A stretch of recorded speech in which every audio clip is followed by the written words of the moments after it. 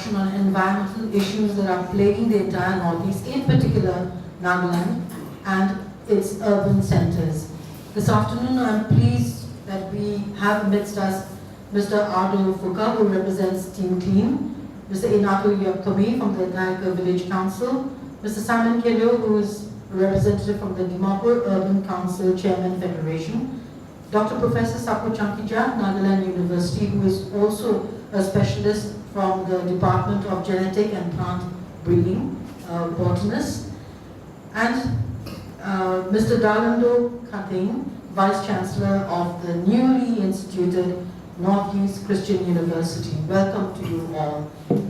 I just want to remind all of you that this is a talk, which is a series, and this is the fourth one, which is being sponsored by Nagaland Page to complement the efforts of Better Dimapur, launched by the Dimapur Municipal Council. So in the past few talks, we've had representatives from the police, the medical department, from the hospitals. We've had people, NGOs, who've come and shared their views on the challenges that they face with the issue of environment and creating a better and safer environment for all of us. This afternoon, I want to elicit your views on what more could we do? What are the challenges at hand for us, particularly in our urban centers? And I'd like to just, kick off this conversation, dialogue, with Mr. Ardo Fuka, who represents Team Clean. Can you tell me some of the things that you've been doing? Because one of the challenges that, one of the lawyers who was here, who from the judiciary, who said was that the problem that they face is that there are not enough litigations even forthcoming from the population. So do you think that, are people aware enough of their rights? What has been your experience with Team Clean? Good evening, and the rest of the panelists here. Team Clean Dimapur, basically what we are exactly now a year old, and what basically we do is we try to reach out to people to spread awareness. Can you just tell me what is the area that you're working to jurisdiction? As of now, right now, we are still in our infancy stage, but as of now, we are just focusing on the main city, the area, which, to be exact, it includes Church Road, Yamulota Road, and City Tower to Dobina. That deep point, we are focusing more on that as of now. But of course, we will be, going around the rest of the main city as well. But then, as of now, we're aiming on that. And our mission, our aim is to reach out to people, to inculcate in them, to instill the sense of responsibility, to instill that sense of belongingness among every citizen. And so far, from the surveys that we have done day in and day out, we have noticed, we have seen that the fields, the dirts, the waste that lies on the road, that lies in and around the town, are being contributed by the shopkeepers. Right. Somebody had mentioned that they would like shopkeepers to take more responsibility. Yes. So what we are doing right now is, there's been around a few days that we have been, acting as watchdogs, wearing our t-shirts, and not just waiting for them to, after putting down their shutters, they just throw their waste any way they want, not at the designated places which have been made by the DMC. I think that's an excellent start and an excellent initiative for the past year that you've been doing. Do you think that the lack of laws is also, not encouraging you? It's not, there are no laws and no penalties. Well, ma'am, I think, we cannot depend on the government agencies. It is in our minds that we have to develop that sense. Right, okay, from there, I'm just going to take it from there, because I want to ask you, Mr. Yaktabi, because the Thanka Village Council, Thanka is known across Dimapur for perhaps one of the cleanest villages. How is that, how are you being able to maintain that? Thank you, ma'am, for inviting us to be here. We at Thanka Village, we believe in the community participation for the success of any program. Given the fact that we have also constituted a dedicated committee just for this purpose, which is functioning under the name and style of cycle village beautification. Can you just put your mic a little closer, yes? We have constituted a dedicated committee for this purpose, for the purpose of beautification and sanitizing the village, under the name and style of cycle village beautification and sanitation committee, which comprises of the village elders, the village council, the village development board, and different self-help groups and the long students body. So the basic idea behind creating this is if we have a parent body that is in charge of a particular issue that is regarding the sanitation and beautification of the village, then the participation will be much better, because I'm sorry, I'm just. But you know, to come back to sanitation and giving responsibilities of different sectors of environmental concerns, let's take for example garbage disposal. How do you take care of that? And also, how do you generate your revenue? What happens with, let's say, in terms of drainage, sanitation, sewage? What is happening in these areas? Basically, everything is done by the Beautification and Sanitation Committee, as I mentioned right now. So it comprises of all the frontal organizations of the village, and we conduct social cleanliness drives, mass social works, and we clean the drainage systems along the village. This is all voluntary? It's all voluntary. We are not under the BOC jurisdiction, and there is no external help whatsoever. So everything has to be done through the village council and a little bit of contribution from some of the others of the village. So basically what we do is we team up with the Water and Sanitation Committee, which is in direct coordination with the beach department. That is the only external source of help that we receive from the government. Right, so Mr. Kelia, of course the question will come to you because you represent the urban councils, and there are almost 80 urban councils in Dimapur. So when you compare the village structure and the ward structure, what is working in the ward structure that is not working in the village area? What and vis-a-vis? Thank you, ma'am. Good evening. What is working in urban actually is not working. The villages, the adjoining villages, they are more clean, more developed because they have the space. They are under the Village Council Act. They have the authority to impose. In the ward, what we call it council is not under the law. It's not under the Government Act. We simply constitute colony councils. And we have a chairman, we have GBs, and what is the role of the chairman and the GP? What do they do? I mean, the primary role is maintenance of law and order, issue of NOCs, try to coordinate social activities, and regarding sanitations and all this, we follow the guidelines imposed by the DMC. So we put restrictions on people not to throw garbage in the colony. We depute people to collect the monthly taxes and distribute the dustbins. But urban settings, like comparing with the village, it's very difficult to discipline it, to control it in the overall general scenario because we have floating populations. In the village, more or less, there are permanent settlers. They have the land, they are the permanent owners, and they have the space even to burn out certain garbages and all this. So their salvages will be very less. So in this setup, Yes. I mean, considering that Dimapur is a cosmopolitan, the biggest, largest bustling area that we have in commercial hub that we have in Nagaland, and so many people traverse through this passage, through this, and people from the villages come and they see the squalor in the city, and then they go back with an impression that, okay, this is development, so we can have traffic jams, we can have pollution, we can have, garbage on the road, so that is development. So they go back with this mental picture. But coming to the wards, what would help the wards Is there a lack of strategy? Is there a lack of channelizing, giving avenues, even amenities for people living in these wards to dispose garbage, these garbage is collected in time? What is happening in all Of course, collection of garbages is done periodically, alternate days by DMC to the vehicle, and they have provided the dustbins also.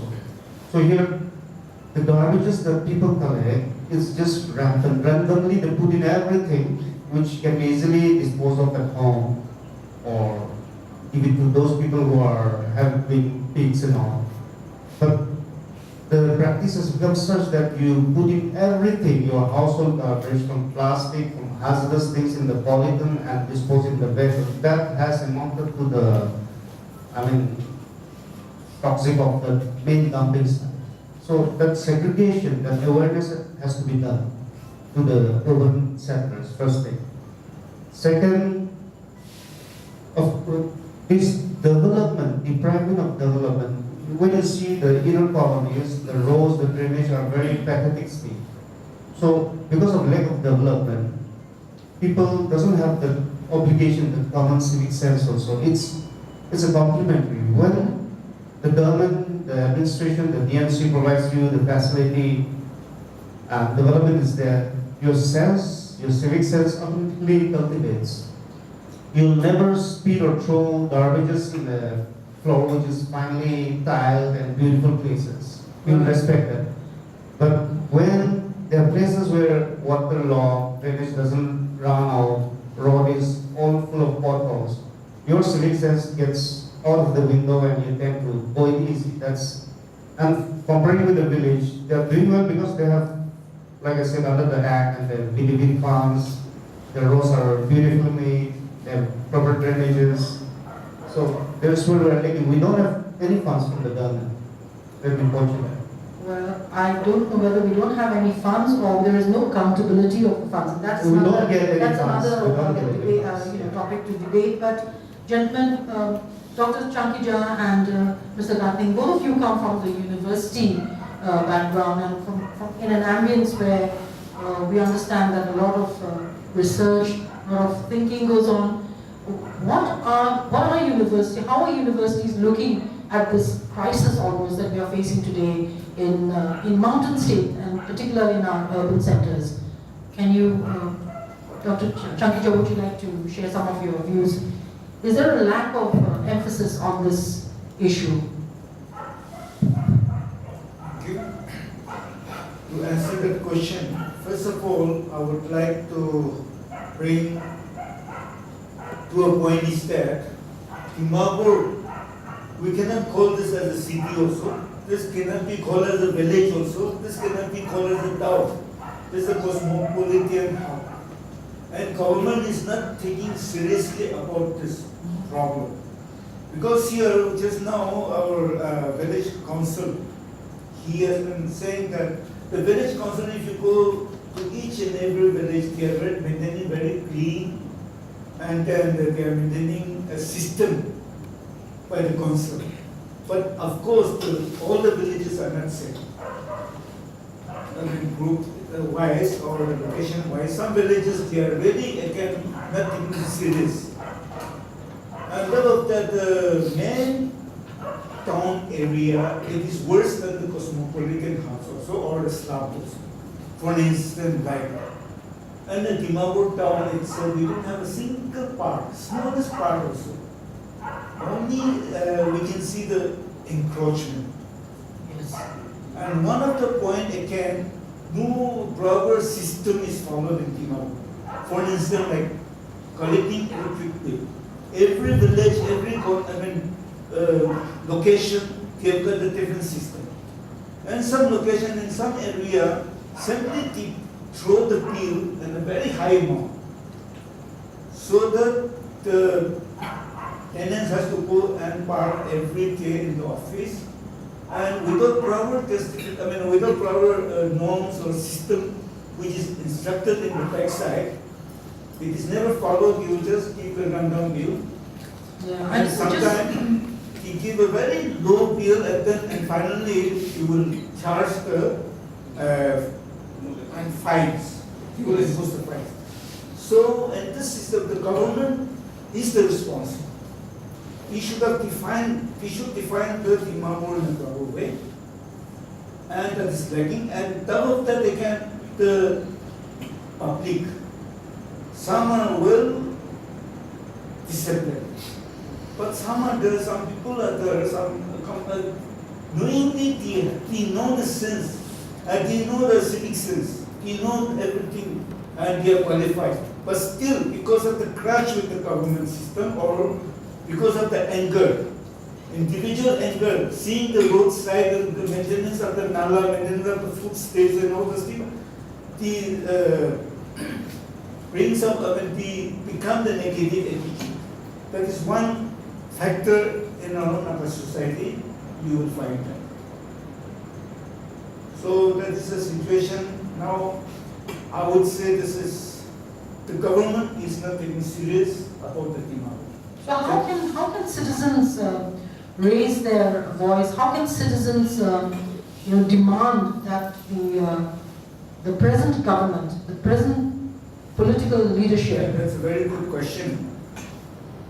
Now, if the public also try to raise something, again, no one is willing to do that, or sometimes in the individual also, they talk between themselves. We Nagas have a very good reputation of being able to form ourselves, form associations, form committees. We're very quick in forming societies and. We have been seeing in the paper, like Accord and all what. So many institutes, they are working for the people, for the public, for the state, but government is not taking seriously, and they don't respond, they don't react with that. For instance, like recently, just before election, whole Dimapur town, especially Purana Bazaar, even it has been shown in the paper that even the ministers and all, in the night time, he involved in repairing the roads and all the things. And how long it has lasted? That was held in February. That repairing was done in February. March, April, we had the shower, April shower, and the whole road has destroyed. That is the situation. So public, in one way, public is really fed up, and they are taking very negative attitude towards the government. That is the main problem with our public, with our system. Right. Well, Mr. Khating, this is a very bleak picture that's been painted for us, but it's also almost true entirely of what is happening. So the role of educationists, the role of universities, how do you see, how can we create citizens who will have a sense of responsibility towards their society? I think the university does have a major role here, and it should be responsible also. University is there to educate people, and educate is not just knowledge and such, but on actually looking at what the ground reality is, and then actually teach them on critical thinking, teach them to be upright, teach them to actually be involved in whatever is going on in society itself. So a lot of awareness programs can be certainly held by the university. So when you talk about environment, we talk about air, something like here we know in Dimapur, air pollution can be from vehicles. We have mentioned about here they're not mentioned about having this pollution certificates for vehicles. That is one, and it's not only that.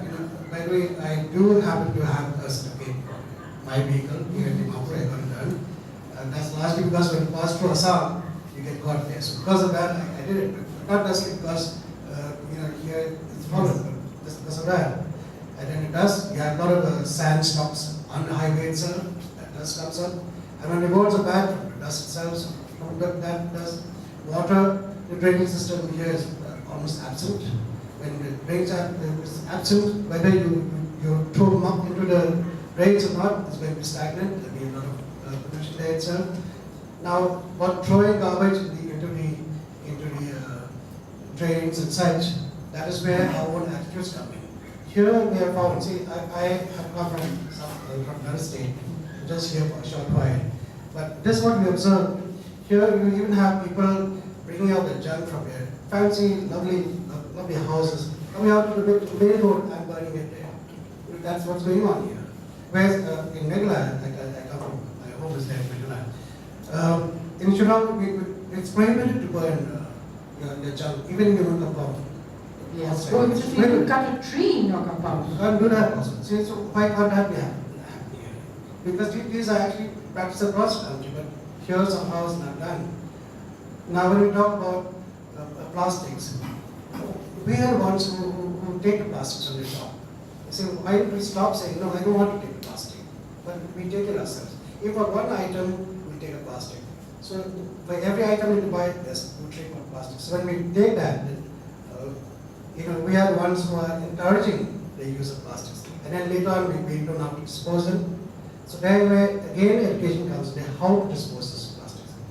So it's not the pollution and the stagnation and the clogging of rivers can be prevented if we don't throw plastic again. Keep it with you and give it to a proper disposal area.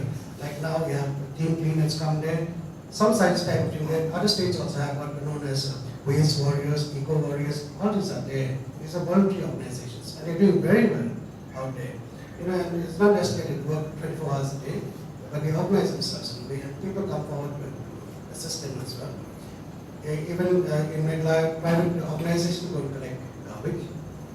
These are voluntary groups by private parties, and the households pay some. And all these are also avenues of creating self-employment. That's right. And so it all comes from our sense of involvement in society.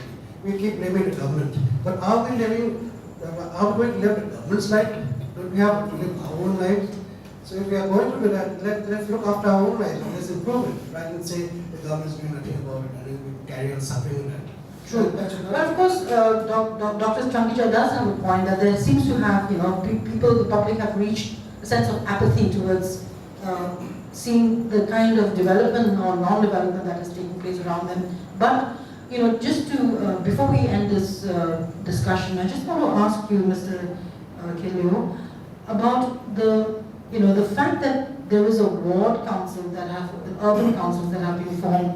Can this council, the DUCCF, can it not act as a pressure group to demand that certain structures are put in place? For instance, Dr. Kathing just brought up the issue of construction materials which are just left on the road and which are polluting. Why can't we have laws in place that prevent people, because sand on the road, it spoils the road, it eats away the blacktop roads and drainage.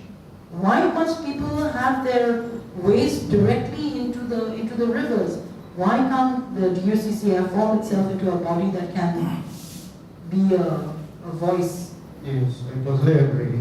Those sand dues which are piled up, I think it's beyond our jurisdiction. It's Purna Bazaar about what we've been discussing. In our areas, that is ward areas, is just within Dimapur municipal area, barring the market and the main city area. So it's the colony settlement area. So colony wise, we have our own management, our own rules.